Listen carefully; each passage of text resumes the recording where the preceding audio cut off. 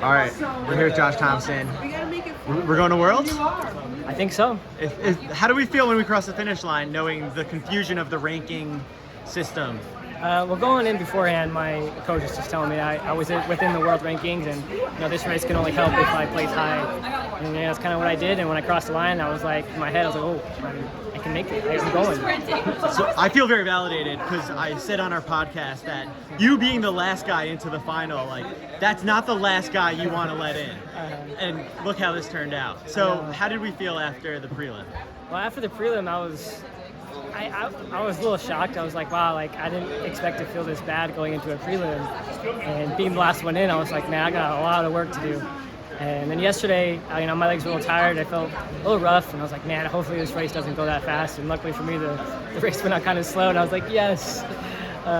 But it was great, coming down the home stretch and just knowing I had the strength to just kick.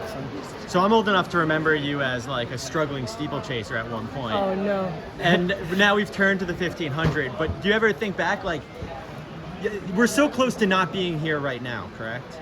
Yeah. I think, if I didn't have that bad race in the steeple my first year as a pro, I probably would not be here as a 1500 meter runner. So it was kind of I hit rock bottom in the steeple, and then the 15 kind of just brought me back to the running world, and it was awesome.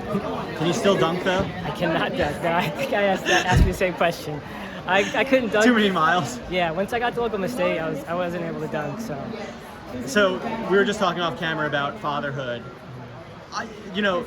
Mothers deserve all the credit in the world, especially those who are competing at this level. But being a dad, slightly less hard for sure, but still hard. How does that work, balancing being a father and also a professional athlete? I mean, my wife Bryce, she's incredible. I go on these 2-month long altitude trips, and she's kind of at home by herself taking care of both kids. And so just a huge respect, and she's a huge inspiration to all moms out there. Shout out to the mothers. You guys are incredible. When I come home, I'm like, oh, you do all this by yourself? It's incredible.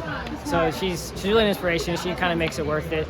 It is hard to leave, and it's your kid says bye to you, and you can see on his face that he's like, oh, my dad's leaving again. But then moments like this, it's kind of just makes everything worth it.